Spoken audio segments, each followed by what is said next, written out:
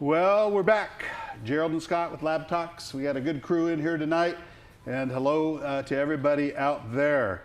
And so we have an interesting topic tonight. Scott and I started talking about this, I don't know, a week or so ago. And he gave me, there's a leadership course that's really, really popular right now. And it's based on a biblical character. And I was like, oh yeah, that's really good. It's been a while since I've studied that out. And we came up with this title, I wasn't trained for this, because that's what we hear all the time from all these people in the startup mode. Yep. But before we go deep into the subject, I just want to throw out, you know, for those of you that don't know, we have the accelerator. And so the new version of it is 4 weeks. And then, of course, we have the lab talks here every Thursday. And so we try to, whatever we're doing in here, it always fits into what we're doing in the accelerator. So there's always a connection there. And then we provide one-on-one with me. Okay, and so that's what we're doing in the accelerator. The next one starts October 6th. It meets once a week, Sundays from 6 to 8. So it's really turned out to be a good time because Sunday night is when people start getting Monday blues. So they get excited.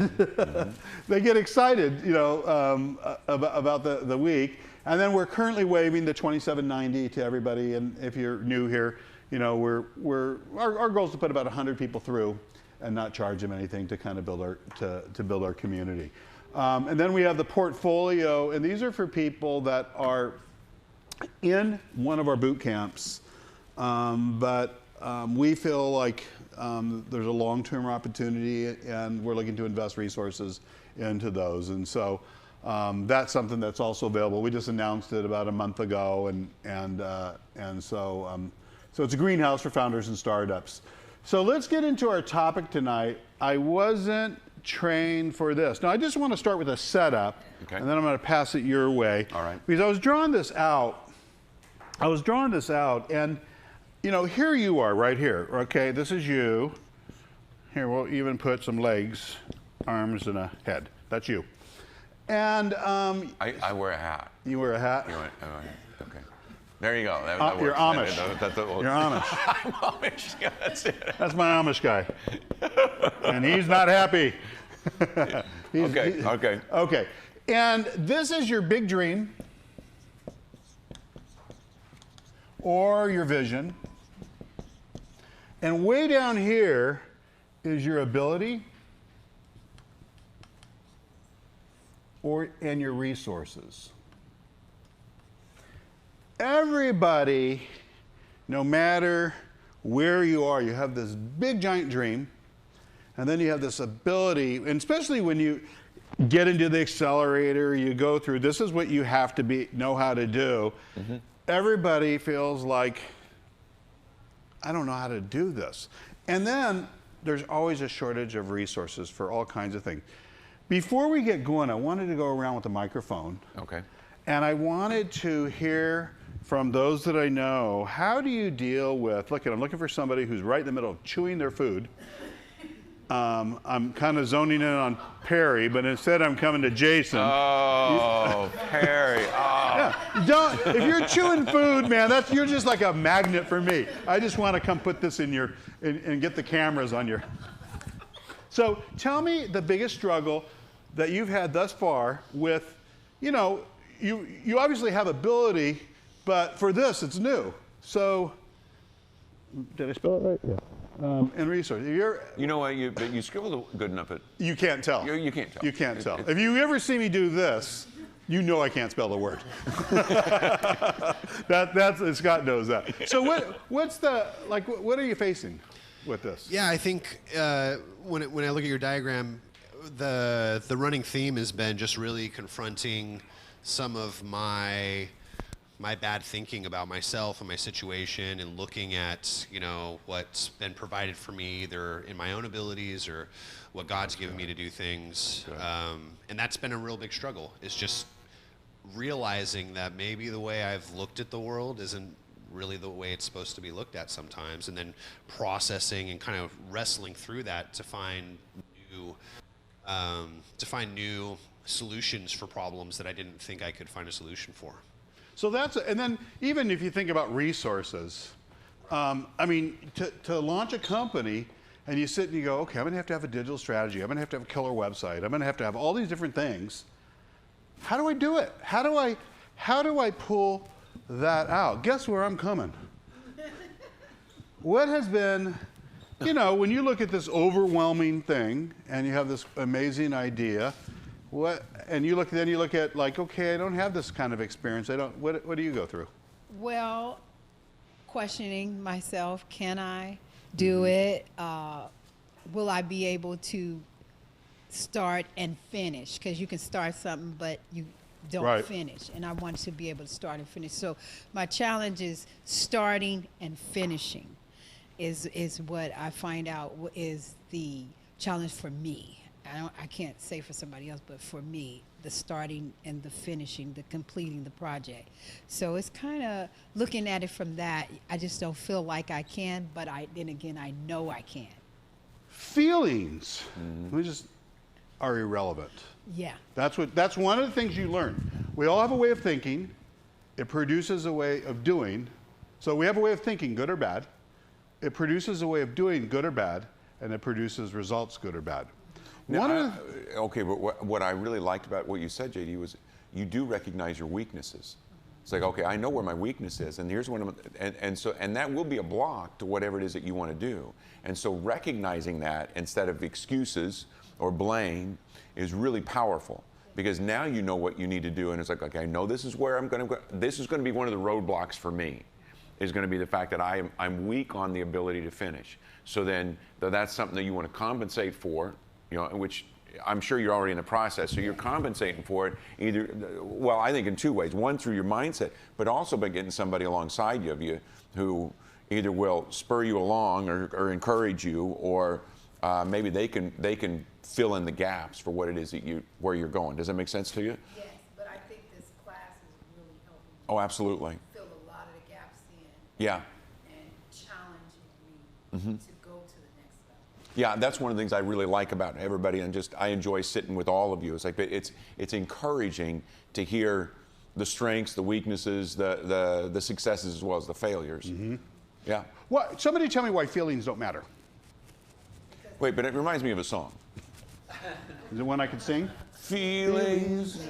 Oh, I hate that song. Okay, anyway. David, how come feelings don't matter? Why they do not We're matter? gonna They cut don't that matter part out. when you're starting a company. I guess essentially because feelings will essentially keep you from doing the things you're not used to doing or you're not comfortable with. So, for example, if you're afraid to go out and network to get additional information from experts, if you're afraid of networking and talking to people or reaching out, then you most likely won't do it.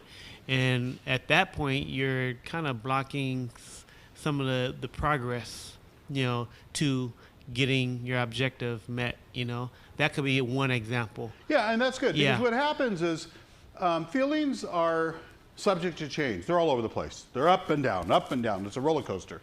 You have to have something that's stable. Now, Gary, you're in sales, and you know, I was in sales for a long time, and there's probably, like at the end of the month, when things aren't the way they're supposed to, you know, if you've been at it a while, you've had that many, many times, and you don't feel like making the calls, making the meetings, you know, you don't feel, but the feelings don't matter. Because if you go with your feelings, you might just quit. Right. And so feelings are subject to change. And for me, we're going to get into this. Scott's going to come to you, Scott. I go with faith. I don't go with feelings.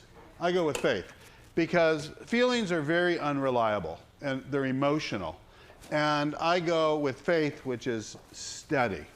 So, Scott, what are you know, when you were working through this, take us where you want to take us on this subject.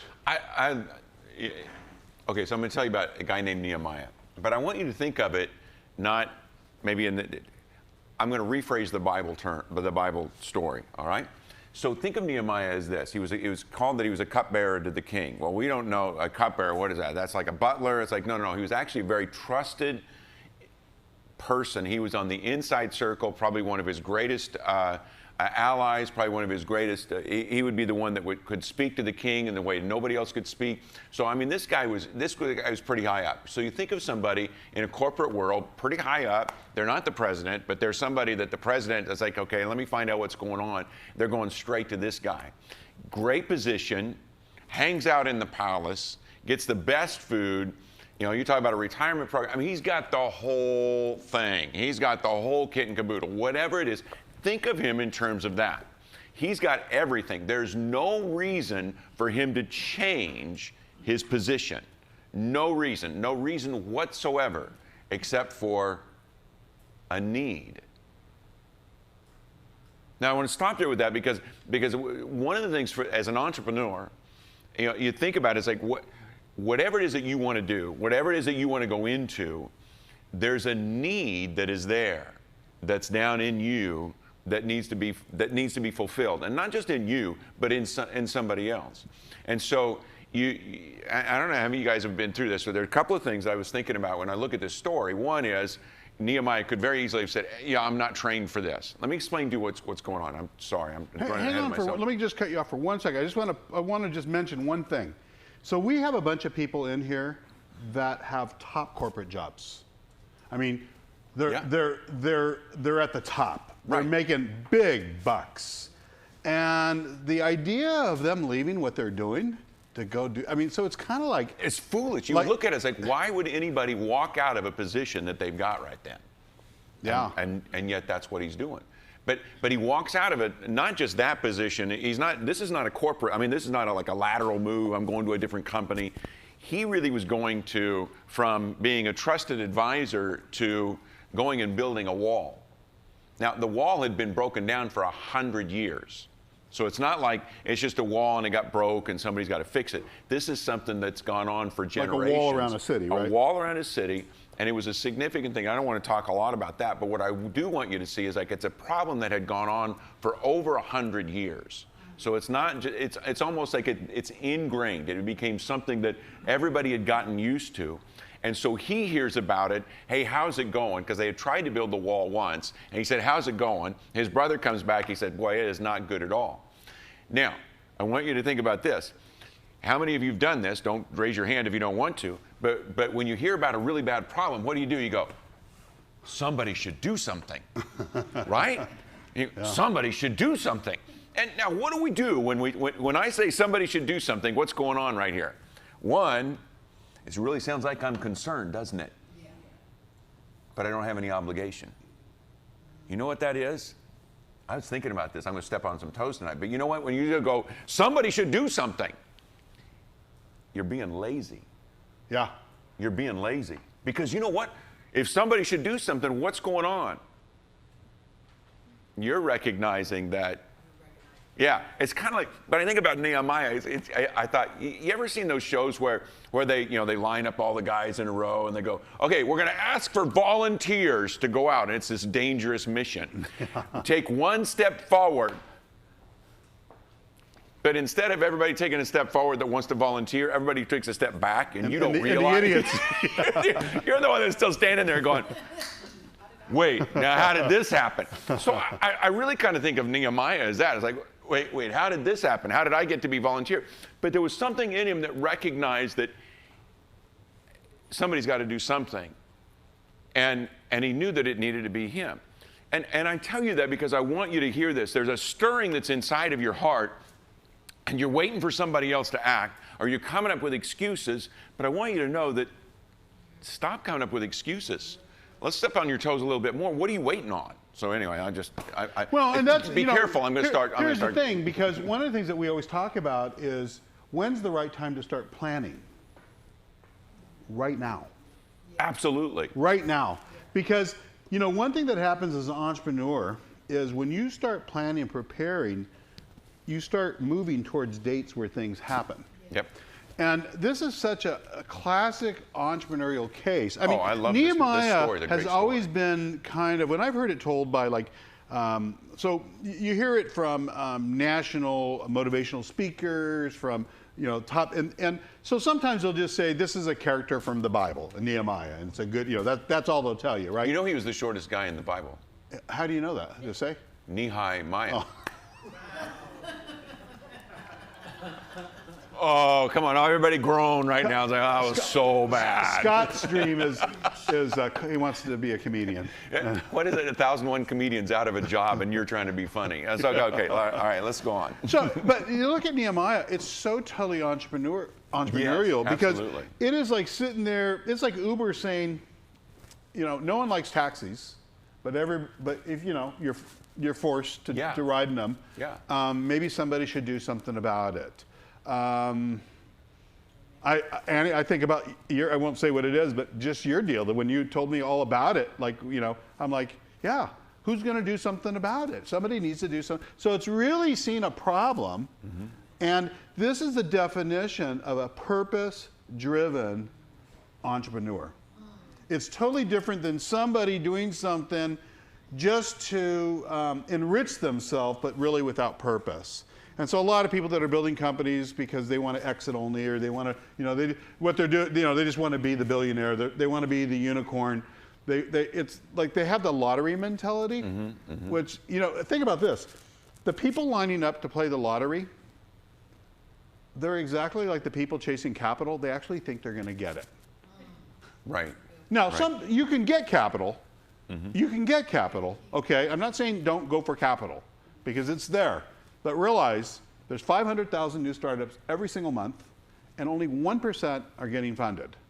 So you can't bank. And how many of them? And only 10% exit out of the ones that are getting funded. And even if you do get funded, that doesn't mean you're going to the next round. Yep.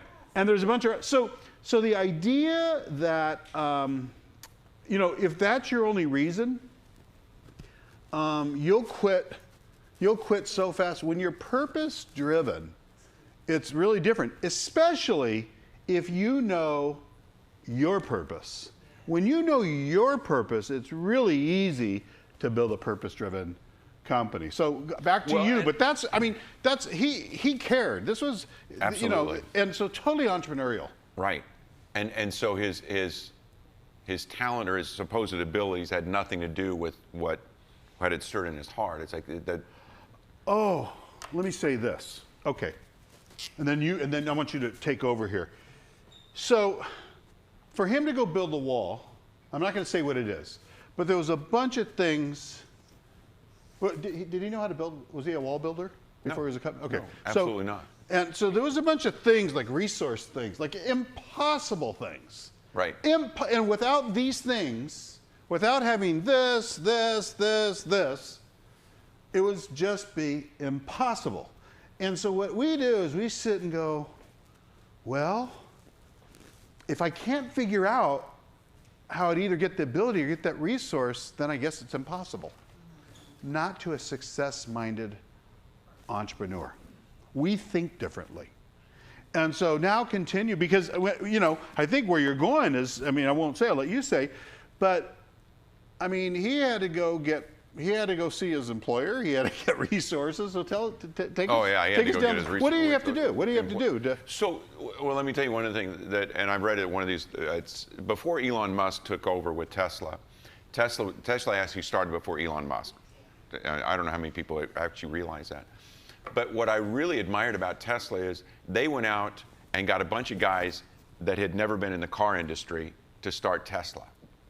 They purposely, in fact, in one of the books that I read, they said we purposely avoided anybody from Detroit. Now, the idea, not that they were literally from Detroit, but it's the idea of here's the car company, everybody, here's the way we're supposed to do it, and they purposely went after people that had never done it this way, because you guys have all heard this. Well, that's the way we've always done it. Yeah. And so they purposely went after the people, and avoided the people that said that's the way we've always done it. And that's why I look at with Nehemiah. It's like, you know, for those people, like, well, this is just the way it is. He purposely went out and went after people that didn't know any better. So let me ask you this. Okay, the people that were living in that city for 100 years, the wall's down. You get used to the wall being down. Exactly. If you grow up with the wall being down, now you want to go outside the wall fishing, you don't have to walk all the way around. You just climb over the broken piece, right? You don't know any better. This is just that's just the way it's done. So it'll really tick some people off if you Well, want. it actually did. The story. If you want to change their normal, so there's, I mean, when Uber went after, the taxi business, did the taxi industry say, "Oh, this is exactly what we need. Welcome"? They're still fighting in every city they go into. Oh yeah, they're trying to get. And I mean, they're and troublemakers in every city they go into, because they have to be, because the cities don't want a change. In this book, I don't know, maybe you've gotten this book yet, but this is a great book. One of the people in there, it's a whole series of entrepreneurs, and if you look at mine, you'll see that I got mine all marked up. One of the ladies in here is a lady named Sarah Blakely. Sarah Blakely said this. She said, "Don't be intimidated by what you don't know. Don't be intimidated by what you don't know. That can be your greatest strength, and ensure that you do things differently from everybody else." Wow. And I look at that, it's like, that's what I think of with Nehemiah. It's like, that's the way to look at it. It's like, you're insured. For those of you that look at it, it's like, yeah, but I don't know how to do this. I've never been this way. It's like, there's all these other people that are experts. It's like, the great thing about you right now is you don't know any better. And that's actually, instead of it being a weakness, you want to turn it into a strength and say, okay, I don't know any better. And that's where innovation takes place. Yeah, because what you see, you don't have the familiar eyes on the industry the way everybody else does. Yep. So you don't start with that. So when you go in there, you go, boy, to me it seems like it ought to be done this way. Mm-hmm. And my first company, a staffing company, I mean, I only had 6 months experience before I started my first company. And then I got fired. And so I didn't really know what I was doing, right? Mm-hmm. Mm-hmm. But I just thought, you know what, staffing should be done differently. And after So you saw the world different yes, and I tried to do it the world's way, but it didn't work for me. And so I failed for 1 whole year. I was 23, young and dumb, and really dumb. And did I tell you I was dumb? I mean, I was really dumb. If you heard the stories, you'd go, boy, you're dumb. But out of that, some innovation came. It did, because what happened is at some point when the original way didn't work, then I went to the innovation. And I would have never, if all my goals would have worked out the way I planned it, I would have never had the innovation. The innovation was so radical that it allowed me I started in Newport Beach, and it allowed me to open up offices all over very quickly, because I just had a different approach. And I've really found that, when we were at that conference where we met, Craig Groeschel said, in your greatest weakness come the greatest innovations. And so one of the things that we always talk about is the initial idea, the way you're going to do it, rarely works. It just rarely works. So it's really, and that was, I think you have a quote in there, or is that the one from the lady that really talks about that talks about this? Was this dude? He wasn't a builder. No. He wasn't a leader. He wasn't a visionary. He had never been to the city where he was supposed to. He had never been there. That's what's so fascinating too. It's not like he'd been there and he visited the place. He had never been there. He had never been in this experience. So that's so that's a lot of you in what you're trying to do. You've never been out there. You know what? It doesn't matter. It doesn't matter if what you don't want to ever do is make this smaller to match your ability and resources. Mm-hmm. And that's what most people do. Then you're just back to square A where you are. What you have to do is figure out your way to get this to come up here. The great thing about not knowing what you're doing when you're going into a situation is you get to ask questions. And listen, use your stupidity as an advantage. Okay, let me explain this. Go ahead and ask questions, and you can go, I just don't know what's going on. And people most of the time will give you information, and they'll tell you things, and you get to ask, and then you get to ask the next question, well, why do you do that? And what's really great is when they go, I don't know. I don't know. And so now you're beginning to look at the places where you can say, okay, I can innovate here. I can innovate, because you're beginning to see the world different than everybody else is. Because everybody's gotten into a groove. This is the way we do it. This is the way we've always done it. This is the way we're supposed to do it. And I got to tell you, in church work, this is one of the things that I really enjoy doing. Is I really enjoy saying, well, why are we doing this? Well, this is just the way we do it. So that's not a reason. That's not a reason. And so you begin to look at ways to innovate. It's fascinating, and it actually is a blast. You're in a great position. If you've never been in a situation and you go, but I'm trying something brand new, you're actually in an amazing, incredible position to do something that nobody else has done. I mean, I want to encourage you with that. It's like, you should be excited about this right now. You should be excited about the fact, it's like, so, I don't know what I'm doing. So, you know, it's like when you hear somebody say, well, I'm just being realistic. You hear that a lot. I'm just being real. And what they're doing is they're limiting your future to their past limited experiences. Oh, that's right. That's what they're doing. And one of the things, I was looking at your notes today, and you wrote, what was it? Something about, well, I can't find it, but I'll just say it. You'll tick people off. You will just tick people off. There are people that will think you're nuts for doing this. And they'll actually get mad. You're going to make new friends. Does anybody and here, you're going to make new enemies. Does anybody here have anybody in their circle who's mad at them for going after their dreams? Okay. Isn't that so? That's a good one. Perry, I'm coming to you. You're wait, back. wait. No, Perry, yeah, he needs to eat something else. Put something in your mouth so then we can come to you. Okay. So you're a data, what was your background before you started? Data analyst. Hot job. One of the, it's hot job. Okay. And it's up there in the top, technology jobs. Okay. Why in the world would you leave all that to go do this thing? And so you can tell us, and then what has been the reaction from different people that you know? I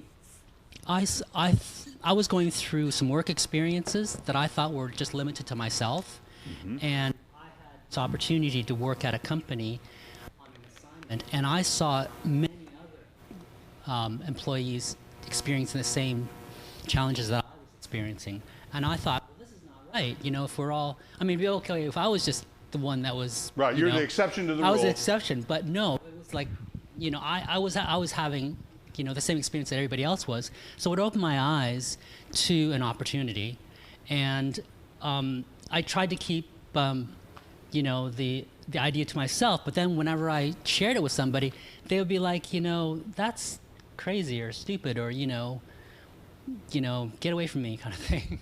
Well, and so what's interesting about this is because of gig economy, a lot of the top technologists, software developers, data analysts, there's a whole.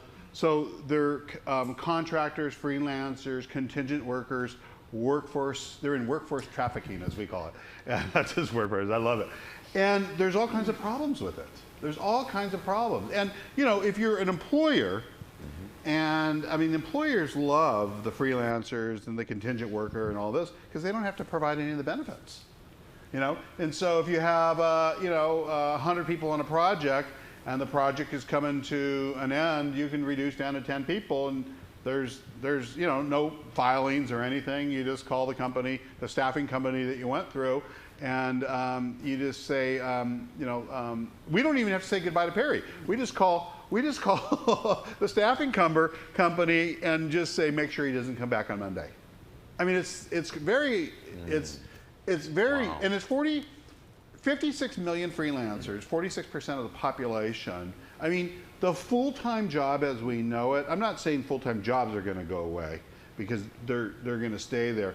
But this is it's a gigantic workforce disruption. And here he is in one of the top technology jobs, and he started seeing things, and he started seeing it with other people. And so tell us about some people that have gotten mad at you for doing this. Well, the people that I saw that were having the same problems I was, I said, we should all, get together and do something about this. And they were like, you got to be kidding. What are you smoking? So. What were you smoking? So this is kind of like don't rock the boat. I mean, is They're that what saying, I'm hearing? You don't know what you're doing, Okay. and those people, if you piss them off, you're never going to find a job again. Okay. So they were afraid that if I was burning my own bridges. So Right. I guess they were trying to be nice and trying to discourage me, but. His solution, I won't say what it is because the staffing, in between the employer and the workers, the contingency workers, there's an industry, the staffing business, that's $500 billion. And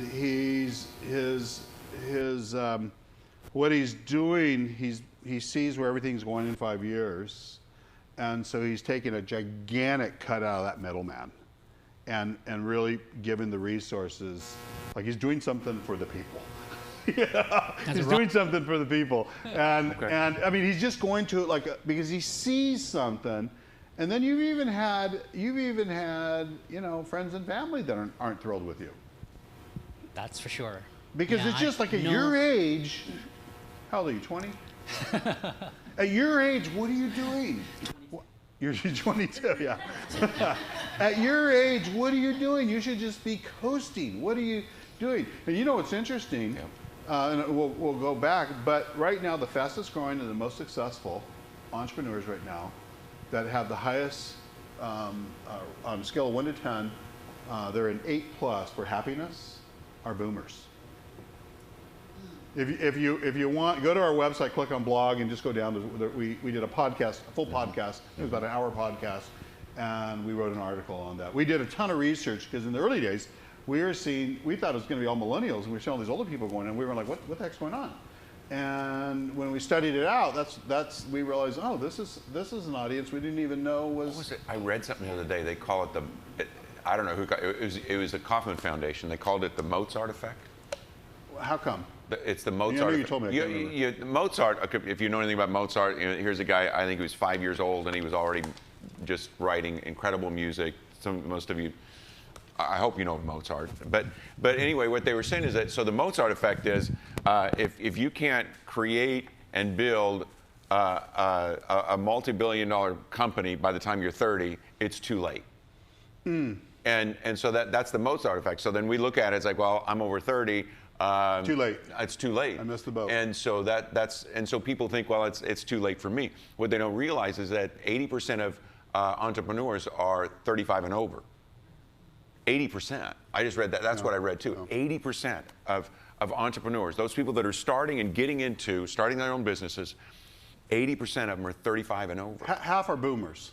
Yeah, and so you look at it, it's like, you really are in a great position, really a great position. So how did Nehemiah get funded? Because you need a lot of money to build a wall. Now, what's interesting, if you've ever gone and put together a pitch deck and went, and to get investment, whether it's angel or venture capital, it's easy to be intimidated, and they all specialize. They have different niches that they're in. They, depending on where their money's coming from, they can only do certain things with it.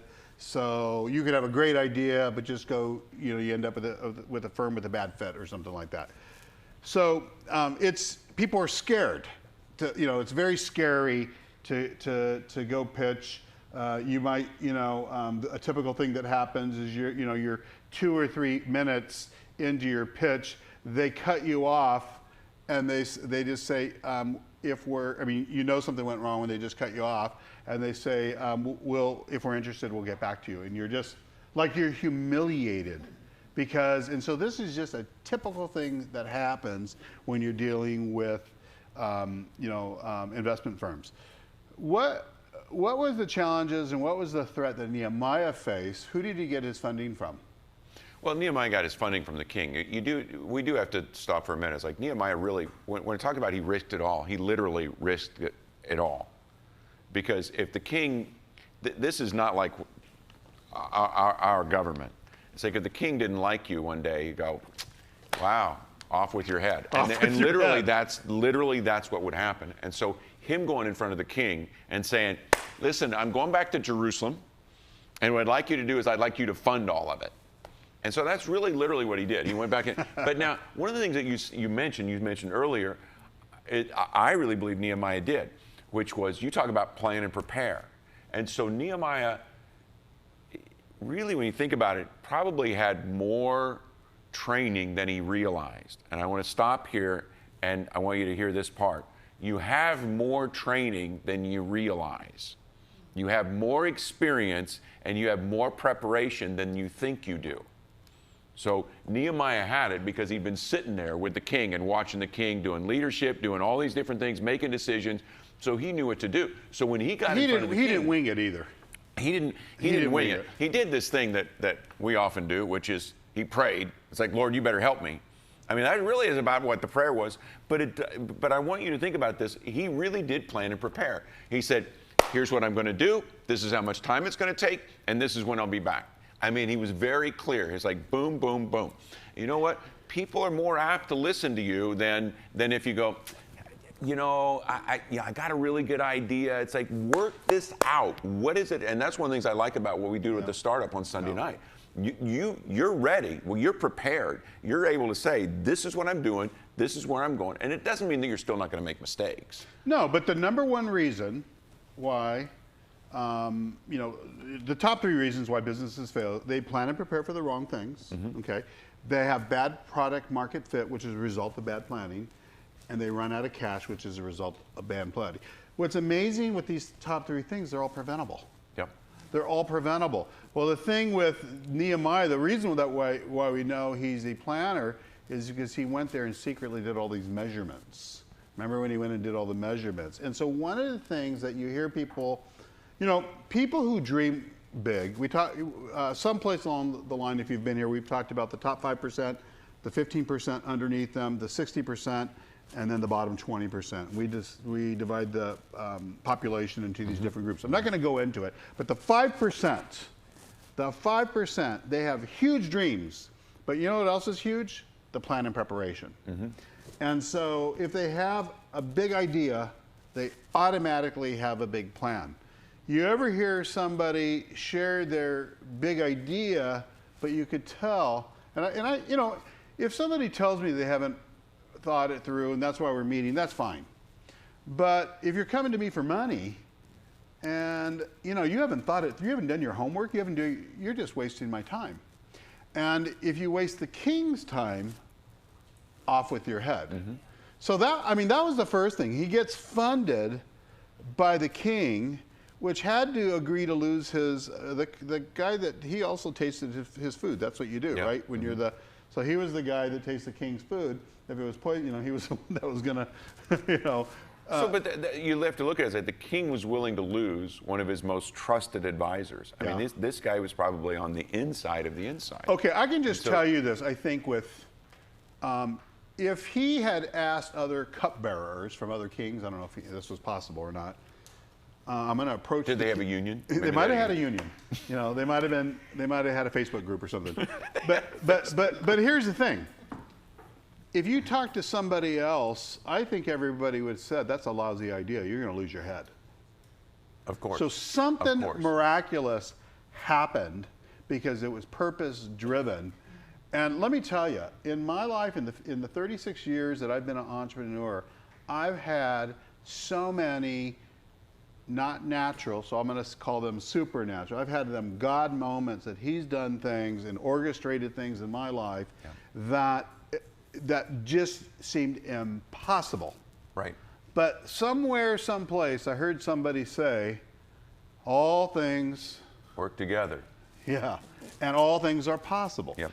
And so this is really entrepreneurial thinking. So if the first thing is you had to go get funding and risk being put to death to do, and it's just like, and everybody's saying like, don't do it. And people with low ability resources, a lot of times, there's always 2 ways to do something. There's just the way that kind of the world works, okay? Nothing wrong with that way. And then there's God's way. And that's why in our accelerator, we call it the 100X advantage. Because there's 6,000 promises and truths that are available to us if you're open to God's help. Now, if you're not open to God's help, then don't take the help. Right. But, one of the things I've always said is if you're stuck and you need help, and God's offering help, but you don't want the help, what do we call that guy? I call him stupid. It's a biblical word, by the way. I call him a Raiders fan, but that's okay. That's okay. No, it's really stupid. If you're hungry and I've got a sandwich and I offer it to you and you won't take it because you have pride or something like that, you're stupid. I mean, that's what it is. Biblical word. It is a biblical word. It's a biblical word. It is a biblical word. So anytime somebody says, well, that's a really harsh word to use, Gerald. We got it from the Bible, sorry. Yeah, I use it. Hey, and one of the things I want to throw in there is like, and I think about this with Nehemiah, it's like, get this, be possessed with your obsession. Be possessed with your obsession. What I mean by that is, if this is what you're going for, lock on and don't let go of it. Lock on. You know what the Bible has another interesting word, and it says this. The person who is, wait a minute, a double-minded man Can't expect nothing from the Lord. Is unstable in all their ways. They're unstable. So it's, you better lock on. If this is where you're going, you better lock on. And ask me where that verse is. Ask me. Where is that? This is the only one I know. I know it. This is good. So this is my moment. Where? James 1:5. Oh, there you go. All right, there you go. But it's so powerful and it's so true. It's like so many people, they never fulfill what it is that they want to do because they become double-minded. Because that's like, well, do I work on my thing tonight or I don't know what's on, whatever's on tonight. I'm not going to ask you because I don't want to know, because I don't want to know that you watch too much TV. So does that make sense? But if you're poor, you're watching 3 to 7 hours a day. Yeah. It's like 3 to 7 hours a day. You know how many hours of TV the 1% are watching? Like no more, very little. Very, very little. Less than an hour. So it becomes a double-minded man or woman. I was like, you become so. And I'm not saying that you shouldn't sometimes watch TV or whatever. It's like, you want to do that. That's okay. But don't lose sight of where you want to go, because there's all kinds of distractions that are out there, and there's including we talked earlier about when Perry talked about his family and friends. There's always going to be somebody that's going to try to persuade you away from what it is that you want to do, what it is that's stirred in your heart to do. That's just human nature, because we all want to try to keep everybody at the same level. Because once you begin to rise up, what happens? They're going to get upset with you, right? They're going to get upset. It's like what I mentioned earlier. You're going to get, you start to rise up. I'm going for it. You're going to make a new set of friends that are on that kind of level, that are going for it. But you know what? You're going to make another set of enemies. Now, which ones do you want? You want to stay down here, or do you want to keep going up here? So Nehemiah gets funded by the king. Yeah. And Nehemiah made some enemies. He made some enemies. Absolutely, he made some enemies. He gets, the king writes him a letter, and so sets him up with resources, so lumber, all kinds of different things. But when he goes to build the wall, people are ticked off of what he's doing. They actually had to build this thing and also be under attack at the same time. So let me just tell you this. Yeah, I like that part. When you start when you go do something entrepreneurial, bad stuff's going to happen. You just got to know it. There's going to be it's going to happen. Setbacks that come in, and when these setbacks hit you, it just feels as though there's no way out. This is why I never go with my feelings, because my feelings don't matter. They're not trustworthy. They're all over the place. I go with my faith. One of the things that if you spent time with either Scott or I,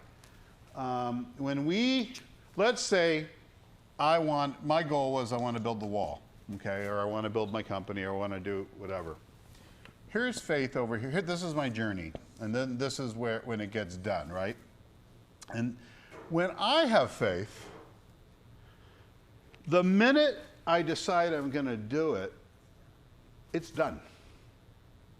It's actually the biblical definition of faith in Hebrews 11:1.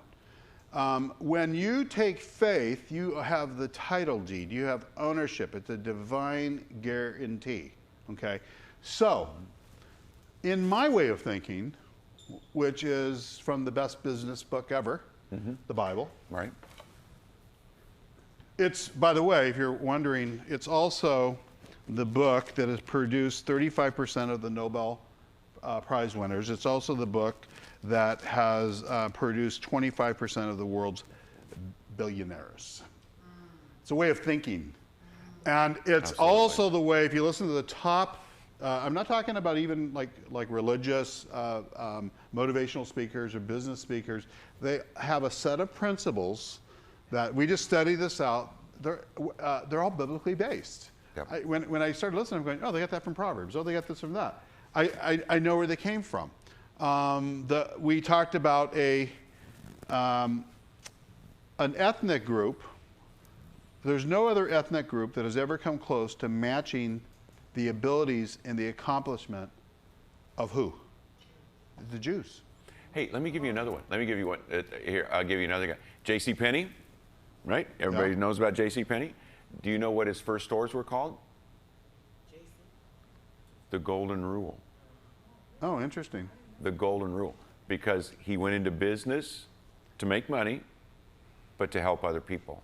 Do unto others as you would have them do unto you. And that was, you know, you talk about companies have, like, this is our motto, this is our whatever they want to call it. That was J.C. Penney way back in the, I can't remember what, late 1800s is when he was first started, or early 1900s. I think it was, I'm sorry, early 1900s. I'm getting my history wrong, but yeah, do unto others.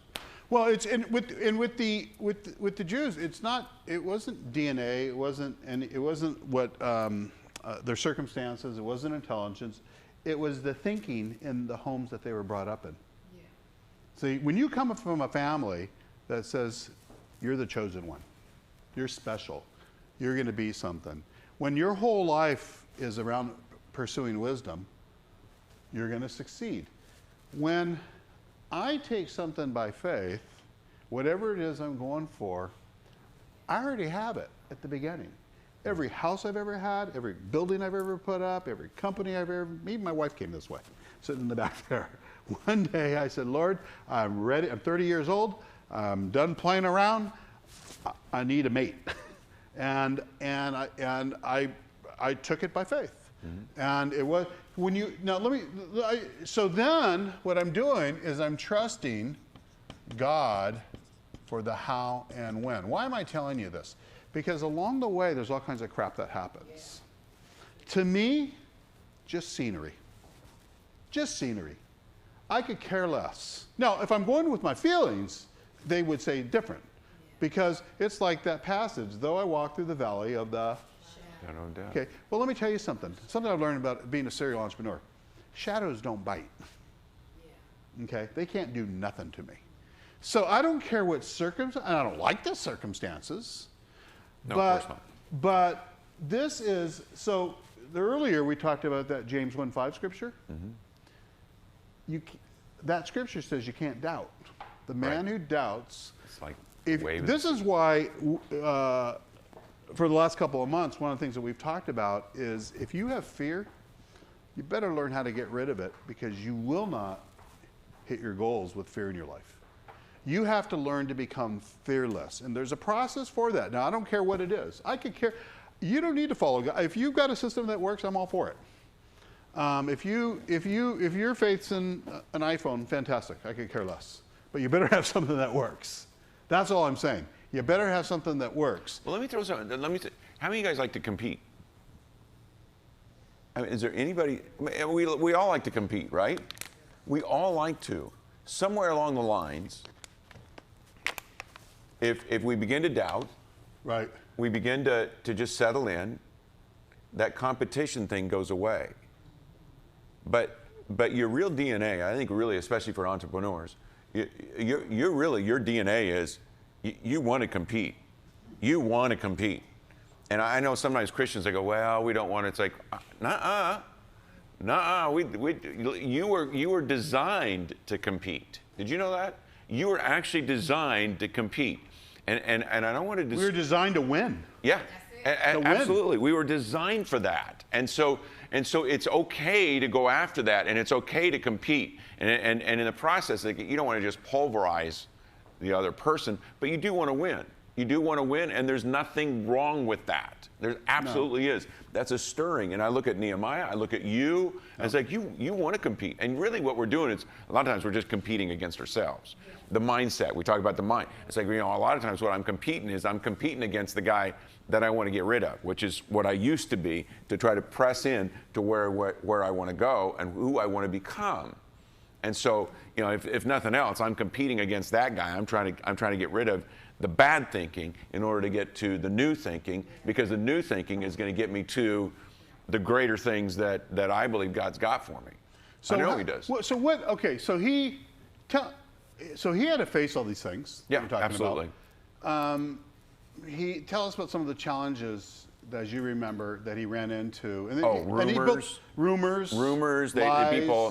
People, they murmured, they complained against him, they spread rumors about him, they at one point, they were telling people, remember, this is one of the most trusted advisors for the king, and they were saying, we're going to let the king know that really you came out here to rebel and to overthrow the king. We're just going to let him know that that's really what you're doing, because we've decided this is what you're doing. Right? And so there's all these kind of things that have been, so for those of you looking at it, say, you better, well, this is good. You better get some tough skin. Yeah. You better get some tough skin. You better learn how to do that. You better be able to learn how to allow things to just slough off your back, because it doesn't matter. Because the more you press in to what it is that you want to do, what your calling is, and the more successful you become, the more you're going to get people going like that. I'm fascinated with Elon Musk. He's not a Christian, but I'm fascinated with the guy, because every week, this is it. He's going down. He's going down. This is it. This is when everything is going to go under. Is he still going? It's hilarious what it is that's going on. So the more you go after those kind of things, the more you're going to have people trying to pull you down. And what you need to do is recognize when people are trying to pull you down, must be going the right direction, because I'm running into some resistance. You know why people quit? Feelings. Reminds me of a song. No, I'm not going to. They quit because, I'm telling you, doubt, like, one of the things I've learned how to do is I don't allow any thought that comes in to my head that's contrary to my success. The minute it comes in, absolutely, boom, it's out. Yep. I sit there and I go, that ain't my thought. I don't think this thought's from God, so it's probably from the bad guy. I ain't processing this thought. Any thought that's contrary, I just don't go with it. I just don't go with it. As far as I'm concerned, I believe, just like a great golfer, when that great golfer goes in, they already see the ball going in the hole before they even hit it. They own it. And that's one of the, when you hear, like Nehemiah is a great story. If we could, I wish it was a movie where we could see what really happened. But when I see entrepreneurs and I see reasons why they quit, or I hear all the excuses that come out of their mouth, or all these different things like this, it's really because they never took it by faith. You look at Steve Jobs, you look at Elon Musk, you look at any of the top visionaries out there, and when they're describing what they're doing, they're seeing ahead like 5 years or whenever, and they're describing it as though it already exists. And what they do, yeah, they do. That's right. That's what they do, yeah. Because they already own it. As far as who was that lady that had the company last year? She got nailed for the blood testing. Do you know who I'm talking about? And she had the company, had the top investors from all over the world, and it was a fake product. But I really think, if you watch the movie, she believed it ended up being a big fraud. She raised all this capital, built this huge, humongous company, and she was going to put all the blood labs out of business because she had one machine that could do everything. But in her mind, even though everybody told her it was impossible, she thought it was possible. And probably, if she hadn't gotten caught, she would have figured it out. I don't know. I mean, she was, everybody in the story, like, she was very genuine about what she thought. But that's the attitude that I believe when I read the Nehemiah story that he had. He had to have that because, and so where did he get the ability, and we know where he got the resources, where did he get the ability? The guy never built a wall. I would imagine if you and I try to go build a wall, do you know how big it was? No, that's a good question. But it wasn't like a little wall around a house, it's around a city.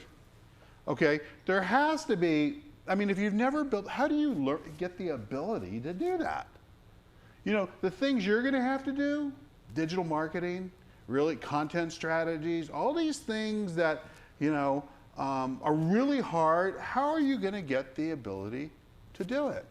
I look at this and I think some of the things that were going on with Nehemiah is as you move forward into what it is that you want to do, you start moving in. You know, we talked about the naysayers and the people who are going to come against you, but you're also going to get people that are going to begin to walk alongside you because they're waiting on what it is that you have. There's somebody that they're not going to come to life, and I'm not talking about literally, but they're going to come to life. When you start moving into this area, they're going to be those that are going to just walk alongside you, go, this is what I've been waiting for. And so you think about the wall and what was going on. Here's an interesting thing. What Nehemiah did was he built the wall, and what he did was he said, so like you guys are the family. I want you to build this part of the wall, this part right here. This is right here. That's where your house is. That's what I want you to build. I want you to build right there. That's where your house is. Now, what was he doing? He was beginning to recognize, he was gathering people around him. He was beginning to empower other people, right? He was empowering people to do the things that they wanted to do. You know, and so he starts gathering, he starts working together, he starts building really a camaraderie. And so, and it's powerful what happens when you begin to work with a group of people. And so the more you begin to work with those that really share that same passion with you, the less the naysayers, they just really become more noise in the background.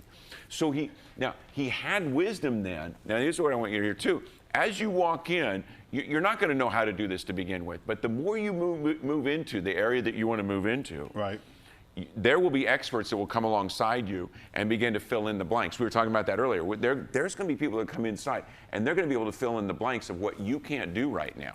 But you'll never meet any of them until you take the step forward. Yeah. Well, and I think the hard part is, you know, because there's two things here. One, entrepreneurship, and two, leadership. Yeah. Okay. But you don't really need leadership skills until you get some people. I mean, they're not going to hurt you, but until you get some people. So there's a part of this journey where it's very solo. True. And so there's three stages to building a company. 3 stages. There's the pre-launch planning and preparation. So you got that stage, okay? And usually there's a part of your plan, there's always a percentage of your plan that's wrong, and through thorough planning and preparation, we eliminate as much of that as possible. Mm-hmm. But when you go launch, there's always still a part of your plan that's wrong, and so you got to know that going in. Then on post-launch, what you're trying to do is, there's 2 goals in post-launch. You want to test your concept, so it's validation on product market fit. You want to really make sure that the way you're going to the market wants it. Usually there's a bunch of adjustments that go there. There's a bunch of things go wrong. Your original idea of how you're going to go to the market rarely works. Okay, so you're watching this really closely. And so this is like proof of concept that, okay, people want to buy it the way that you're selling. So that's one thing that gets done in the post-launch. Okay, the second thing that goes on is, unless you're funded, okay, if you're funded, then this is already taken care of. But if you're not funded, then what you have to do is create enough revenue to take the salary. Okay, because it's really hard to go into the third stage, which is scaling and acceleration, if you aren't making the money. So usually in phase 2, you're going in with your MVP. What does MVP stand for? Minimal viable product, right? You're going in with a bare bones thing. Okay, so Nehemiah, when he first, it wasn't like he had a big fan following and all those families that he talked into building the wall were just like, oh yeah, we'll build the wall. I mean, he had to start out very solo, very, very solo, and get to the point where all of a sudden he's like an Elon, and he was just speaking the vision. And he had to talk those people into wanting the wall. Because I don't know, I mean, it wasn't just building the wall, their lives were at stake when they went to build the wall, because if you were caught building the wall, there's people that try to kill you. Yep. So think about it. He had to tell such a convincing story, because without a wall, the city was vulnerable. And so he had but this was a city that for 100 years, they're kind of just used to it. And it's what happens when you go to a city where there's a lot of poverty. Yeah. People just Yep, get that's right, that's used right. to it. That's what happens. Yep. So this is, I mean, so like when you think about these 3 stages, the beginning part of it is very solo. It is very, now if you're funded, it's different, because you could go hire teams of people to do. But like during this stage, why do people quit? You think about how they quit. It's circumstances. That's why they quit, because things don't work out the way they plan it, and they just figure out. It's really, and I'm telling you, just, I want you to remember this. There's 2 ways to do this. You can do it the way everybody else does it, and if it works, fantastic. But there's also doing it with God's help. And that's one of the reasons why, you know, I think most of you that know me, I said, you know, 20 years ago when people would ask me, well, what do you know, you build all these successful companies, most of your turnarounds are 500 companies. What's your secret? How are you doing this? And 20 years ago, I just decided to be honest about it. And I said, it's really God's help. I mean, I'm just telling you, you may not believe me, but it's God's help me. I mean, you know, if God's offering help, I'm taking it. I'm not an idiot. You know, I wasn't religious. I didn't want to be religious. I'm just a business guy. And you get stuck all the time. So if God's offering help, you know, and so one of the things that happens, Scott, is when one of these people like starts the dream, and they have this big dream and big vision, but their ability and resources, you know, another dude would have been Noah. You're going to build an ark, it'd never rain. Are you kidding me? How do you know how to build an ark? Right. You know, Right. okay, that's another dude in the Bible with the same thing. So And it took 100 years to build. it took it. 100. Yeah. Oh my gosh. Yeah. But so I want to just share something with you. This is where I go to, because you're going to be so tempted to downsize your dream down to here. One of the things I like doing is I like writing a bunch of revenue numbers and then a bunch of personal income numbers. And I tell our people, pick one. And like, who would pick the bottom? I mean, why would you pick a low number? They don't know it's a choice. It's a choice. It just, everything requires different planning. But here's, not to get all biblical here, but I'm going to read this is where I go every time when I feel like downsize. Like there's a part of me that says, well, maybe we should just do what we're doing in South Bay and forget about the global stuff that we're going to do. I mean, these thoughts come into my head. But the way when we changed the name and we decided to go global and create something that was global, it wasn't just a word we're using. I mean, when I changed the name, we changed the name, I'm telling you, we're going global. Our planning's global. But it was just scriptures. Ephesians 3:20, I'm reading from the Amplified. It says, now to him who is able to carry out his purpose, that's God. And I'm purpose driven, so I always align what I'm doing with what he wants done. Okay, so every company I've built it for him. He's been my partner. It says, now to him who is able to carry out his purpose and do super abundantly more than all we would dare ask or think, infinitely beyond our greatest prayers, hopes, or dreams. You would have to be a complete moron to read this scripture and think God wants us to think small. You know, one thing, Yep. he is the creator. He made me, he made you, I think most of you too. Not sure about all of you, but but he made us in his own image. Right. And we're creators. Okay? He created the universe, and then we create what's inside of it. He created the wheat, we create the cake. He creates the trees, we create the chair. See, the people that are, we are creators, everybody. Everybody was meant to create, and so this is why I supersize. But if you're going to supersize, then you have to go all in on, okay, well, then how do I get ability? Because this is one that when I first got started, I thought, well, you only start a business you don't start a business to get by. You take a job to get by. You start a business to be wealthy. Yeah. Why? I mean, you know, if you have a choice, why would you start one just to get by? Become wealthy. Wealthy is just financially free. Okay. Any of you that love debt, you can keep the debt. Then you won't be financially free. Well, I found this scripture someplace, Scott. Deuteronomy 8:18. It said, God gives the ability to create wealth. Well, when I read that, I went, well, darn. Then I'd like some of that ability. I wonder if he'd give it to me. And then somebody told me about another one over, it was your James 1:5, that says you could get wisdom. He gives it generously without finding fault. So, you know, at the time, I had a lot of things that you could fall. You know, I'm in my 20s, single guy out there partying all the time, you know. And it was interesting is he gave me the wisdom. Because I'm telling you, for a year I was failing. At night, I would work all day in the day job, which was the company, okay, staffing company.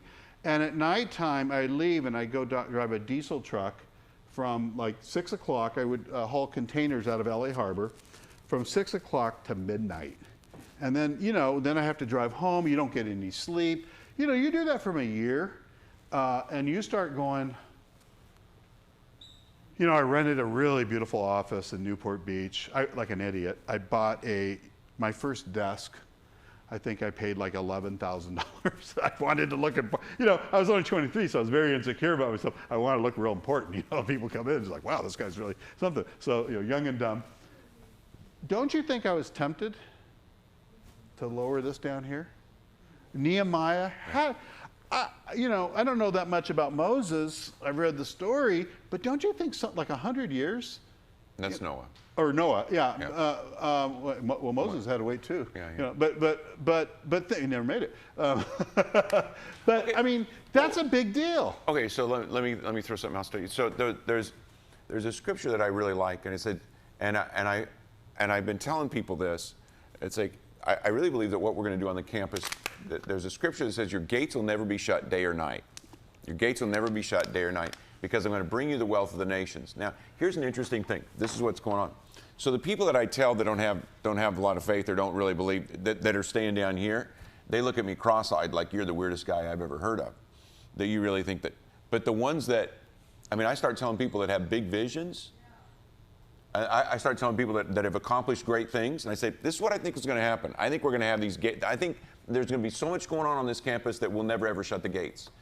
People that have faith and vision and have seen things happen, they're going, yeah, I think I can do that. So birds of a feather do what?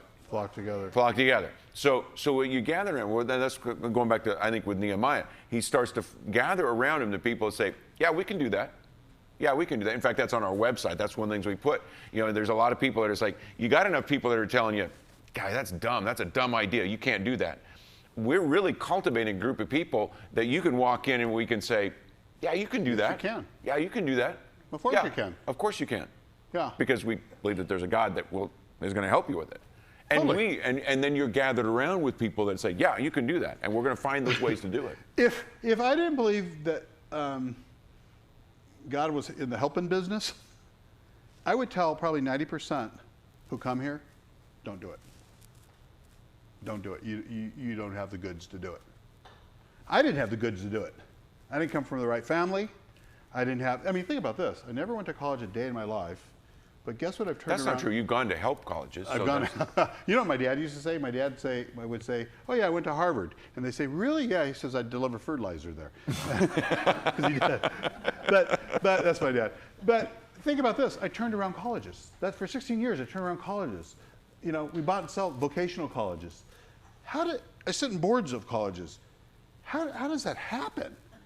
You know, it doesn't happen in a regular world. It happens when I know my purpose I know what I'm anointed to do. I take that seriously, and I go to God for ability and resources. I found some other scripture. It says he finds the foolish things of the world to confound the wise. The first time I read that, I says, here I am, God. I qualify. Sign me up. Yep. I'm your man. And so that is one of the, because, you know, it is so hard to be a successful entrepreneur. It is so, you have to have so many things work out. So many, I mean, when I go to networking events or entrepreneur events and I hear everybody talking and all that, I sit and go, it's almost like being at the line where they buy the lotto tickets and everybody thinks they're going to win. But I know the stats. I know all the stats. And I sit, you know, we were at an event together, and I was looking, we had a VC panel, and you know, there's probably 300 people there, and I told Scott, I bet you there ain't one person in this room that's going to get, statistically, is going to get funded, but they all think they are. Right. They just think they're Right. smarter versions than the poor people waiting in line around the block to get their retirement ticket called the lottery. You know, they think they're going to. That's their retirement plan. That's right. their retirement Yep. plan. It's just going to something, you know. So this is, you know, we're not trained for this, but you can get trained, because the thing is, the thing that separates us from where you are to where you want to go, the thing that separates somebody from making 50 grand to 500 grand, the thing that separates somebody for building a company that does 500,000 to one that does, you know, 20 million, is the one that does the greater knows how, and the one that doesn't know how. And you know, Gary's in sales, and so I've worked in turnarounds. All I do is work with sales teams. And so when I say, well, what's the difference between the top biller and the bottom biller? The top biller knows how. If the bottom biller knew how, he'd be hitting the top numbers, but he doesn't know how. The question is, are we willing to learn how? Yeah, that's good. That's the question. And so when you sit, you sit, I think with the story in Nehemiah, you really got to read between the lines, because, you know, it kind of makes it look so easy, you know, but just the idea of like going to the king, I mean, that's funding. You had to get funding. Like that was, most of us will never have to put our lives on the line, but you know what we're doing when you go take a risk? You put your family on the line. That's true. huge. That's very true. You put your future on the line. Yeah. A lot of people that go fail, they don't understand that you're supposed to fail, and that failing is just learning. If you actually learn from it, it's part of success. It's the front end. Failure is the front end of success. If you know that, you're okay with failure. You're good with it, because you just learn from it and you get smarter. But if you don't know that, you turn around and you hear people say, well, I fail fast. I fail fast, and then I turn around and I go try to do something else. And so what else? You had some points. You got it on your screen. What were some other points that you had about this I deal? just think if I can wrap it up, it's like, you know, your lack is your greatest opportunity for innovation. That's big. Your that's lack, big. whatever it is, your lack of experience, your lack of funding, your lack is your greatest opportunity for innovation, because that's really where innovation happens. I got a story, I read this story a while back, it's actually in this book, and it's talking about all these companies way back when, I got to make sure I get it right, because everybody was trying to connect the searches and the target marketing advertising. They're trying to connect all those stuff, the stuff that we own. So there's this company, that $1 billion company, and they had all the resources, all the experience. They had the top people. Everybody thought that these are the guys that are going to do it. You know who did it? A little company that we use all the time now, Google, which had nothing. They didn't have anything that this $1 billion company had, but they had the will. They operated out of their lack. Even in their lack, they became more innovative. But something happens sometimes, I think, when you've got a whole lot of money, you end up spending a whole lot of money on your bad idea. On your bad ideas. It's like, okay, well, because you got to prove that it's a good idea. Yeah. Or you're the government. It's like, we'll just throw more. It's not, I'm sorry. let's just throw more money at it. It's like, no, that's not what happens. So innovation really comes when you don't have much, because you push yourself, but in the process of pushing yourself, you become even more creative and more innovative than you would have if you'd have had a lot of money. Because now well, and if you bootstrap, if you're bootstrapping, you're not going to eat. You don't get a paycheck unless you figure it out. Yeah, that's so always you kind of really that's a motivation. You really get resourceful. You know, you hear this all the time with criminals. They're really resourceful. They're really, really resourceful. And you know, there's a group that I know, and they run an entrepreneurial group, and they take ex-cons, and they take their con, and they flip that into, and they're having great success, because what they've said is, if we can get these guys to take that hustle and this innovation and do it in legal things, they really will do well. They just didn't know that was possible. And so, yeah, that's but true. That's but I'll good. tell you, this lack thing that you talk about, it's it. I mean, that is it. Every company I've ever done, everyone I've ever turned around, I've told you this over and over, we hit a place where all of our ideas don't work, and we're in that lack. And from that place, an innovation comes that's a total game changer. Yeah. Everything I've ever done has been a game changer. Everything I've done, including, we're in a game changer. There's no one doing what we're doing exactly here. Absolutely. But it didn't start out with that. The original idea was very small, very safe, and it grew from that. So I think the, you know, to sum up from my end of this Nehemiah guy is that he wasn't trained for any of this, but he was willing to learn, because he had to learn. He had to learn from somebody. Mm-hmm. And I believe that he probably learned a lot from God to do the things that he did, because it wasn't like there was a boot camp for building walls that he could go to, right? No. And one of the things that I'll tell you is, and if I've met with you, I've told you this, when I hit walls where something's not working, and this happens all the time. It's happened here. It happens with every turnaround. We get to a place where we don't know what to do. We simply don't know what to do. I take that James 5 scripture. It's 1:5. 1:5, yeah, thank you. James 1:5, I was testing you. And I passed. He knows them all. He's who I go to. And I take that James 1:5 scripture, and I go with total faith, total expectancy. I mean, this is how I do it. I go in and I say, look it, you gave me this company to turn around, okay? So by faith, I'm taking the wisdom. The formula that's going to save this company and make us all kinds of money, I'm receiving it by faith. Now, I'm trusting you for the how and the when. I hope it's soon. I hope it's soon. You know, every idea comes that way. Yeah. And a lot of the things that we're doing, and we do a lot of advertising, different things here, they've come that way. I mean, and I'm willing to follow God's way of doing things. I think that's the thing. And most people think that you have to be all religious. I could care less about that. I just know God made me to be successful and prosperous. Yeah. Okay, He wants. You said this when we were brainstorming, and I made a list of things that people want, and you said, Gerald, He wants to give you these things. Yeah, He absolutely. wants to. He just has a way of giving them to you, and you just have to work with His way of giving them to Him.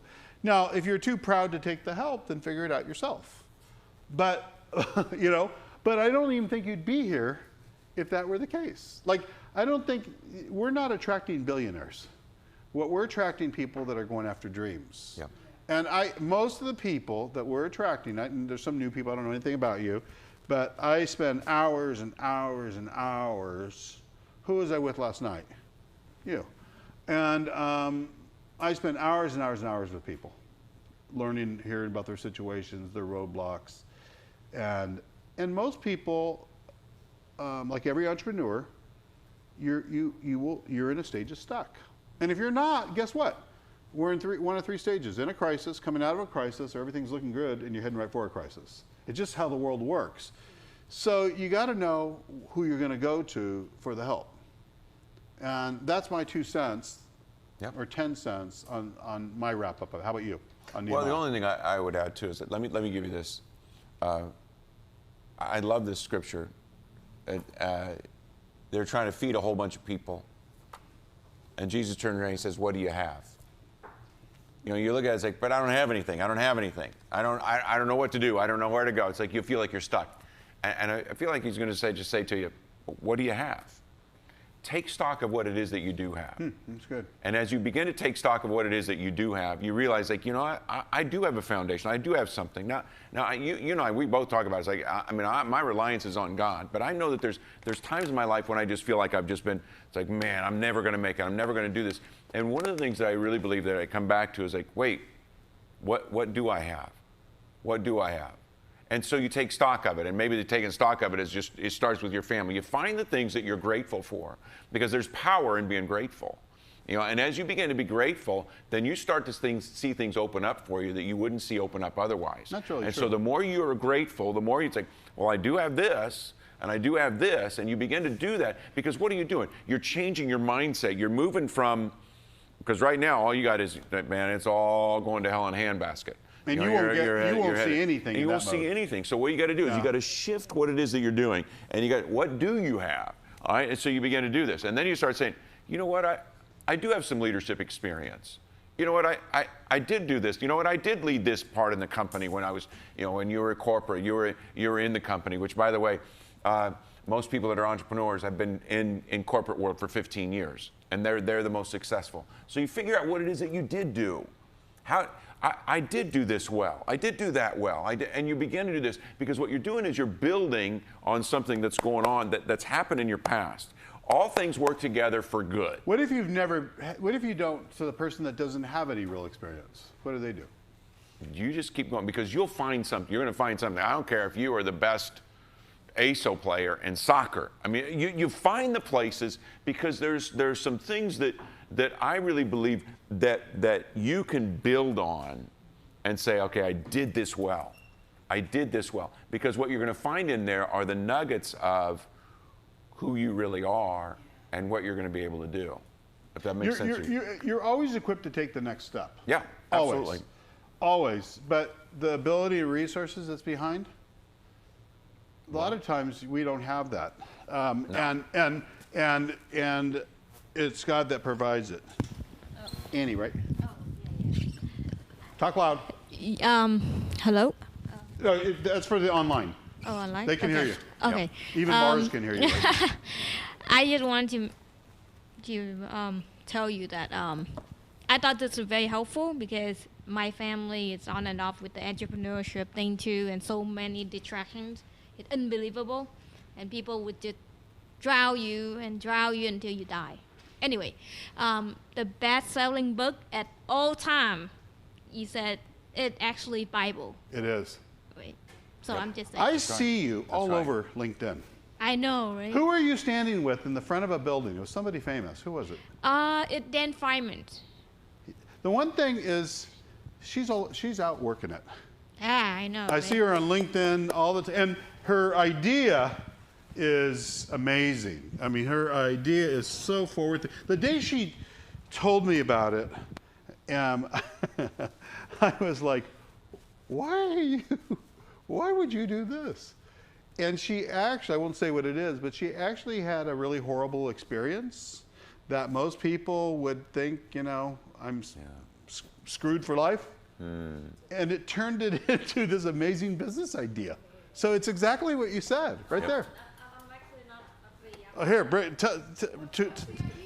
tell us. So, well, can I stand up or can I stand? Yeah, you stand up. Stand up. So, what happened to me was many years ago. I went to El Camino College, by the way. So, well, I was college, right? I was stupid. I was really stupid. Not stupid, but really stupid. So I have friends, and we go parties, and one night we're driving, and my friend actually driving, and I was sitting in the passenger seat one night. And I didn't know anything. And the car kept stupid. I would say it's the cops. Well, it's cop just doing his job, right? He came up to me and said, "What the hell are you doing in here?" I'm like, well, I was waiting for my friend and the flat tire. I don't know where he went. And he said, get out of the car. And I got arrested that night. And when I was at the police station, I asked everybody why you get arrested. And they told me different story anyway.